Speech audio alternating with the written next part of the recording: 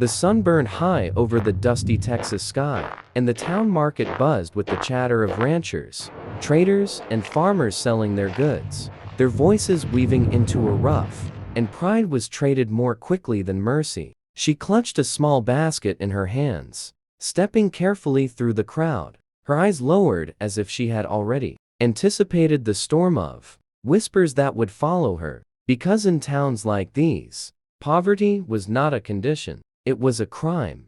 People thought they had the right to mock. The women turned their faces away with curled lips, muttering about her dress that clung too tightly to her body, about her shoes that had been mended with scraps of leather, as if bracing for blows that would never stop coming. Men smirked, some bold enough to laugh outright, tossing careless words about how no man would want her, how she was a burden too heavy for any household, how a woman like her was meant to be hidden, not seen in public. And she, though every word cut like a blade, kept moving, because hunger had driven her here. Hunger not for herself, but for her younger siblings at home, waiting with wide eyes and empty bellies for the bread she might find, cheap enough to carry back. The merchant sneered, not even trying to hide his disdain. "This isn't enough," he barked. "I wouldn't sell my goods to someone who looks like you." Her hand trembling as she clutched her basket tighter. It was then, through the laughter and the cruelty,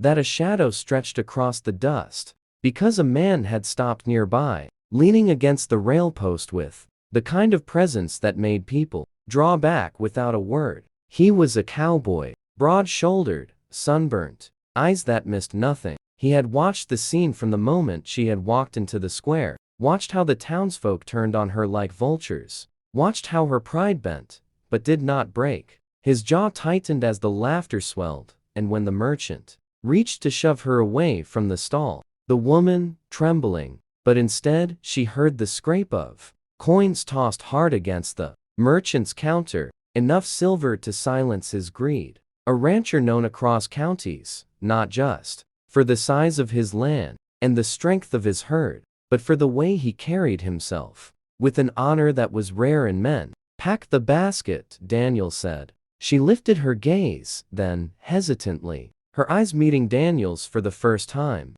and what she saw there was not pity, not the shallow. And when the merchant reached to hand the basket back, Daniel did not let her stand alone. Calloused grip, his voice steady as he said the words that silenced the square and sent the crowd reeling in stunned disbelief. "She's mine now."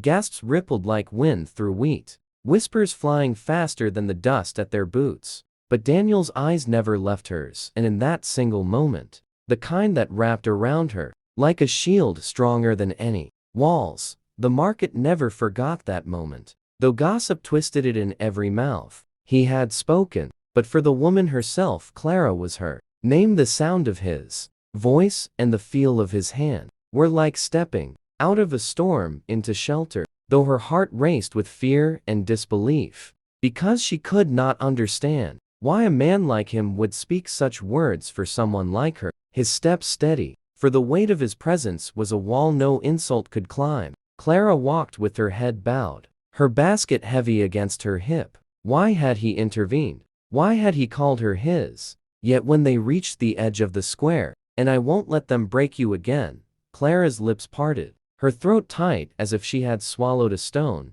But kindness made the walls around her tremble, made her long to believe in things she had forgotten, like worth and hope and belonging. "Why?" And Daniel's jaw flexed as though the answer carried the weight of more years than he cared to count. "Because I see you," he said simply, and those three words wrapped around her like a cloak in the cold. He walked her to the hitching post, where his horse waited, and with gentle care, no more than a child, his touch respectful, steady, never lingering where it should not, never treating her like she was fragile, but rather like she was worth carrying, without question. Clara sat stiffly, clutching the horn of the saddle, her heart pounding as he mounted behind her, the horizon glowing gold as the sun bent low, and the silence between them was not heavy, but full, like earth itself was listening. Clara's thoughts swirled of her siblings waiting at home, of the food Daniel had bought, of the shame she had worn like chains, and the strange,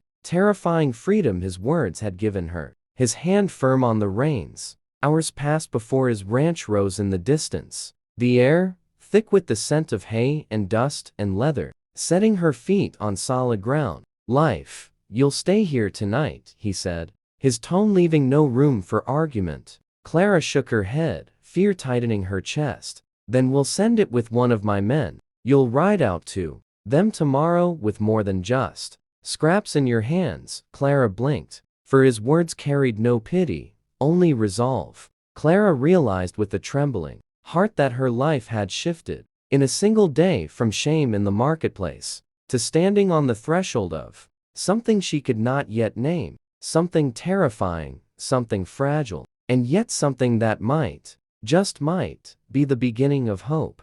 Daniel's ranch, a place that seemed to wake with purpose, and in the midst of that steady rhythm, Clara rose, for she did not know what price would come with kindness, only that life had taught her nothing came without cost. She moved quietly, folding the blanket she had been given, her eyes sweeping the land that stretched wide and endless, alive with cattle that moved like shadows against the rising sun. She had not seen such beauty in years, perhaps ever, and for a moment she let herself breathe it in. The air, crisp with the scent of sage and leather, the sound of hooves pounding in the distance. Yet as her gaze shifted, she found Daniel already awake, already working, his frame strong and sure as he tightened a saddle strap, his hat pulled low against the glare of morning light. He looked up, catching her watching him, and instead of the shame she expected to feel at being noticed, something else stirred in her, something unfamiliar, something like belonging, though she dared not name it.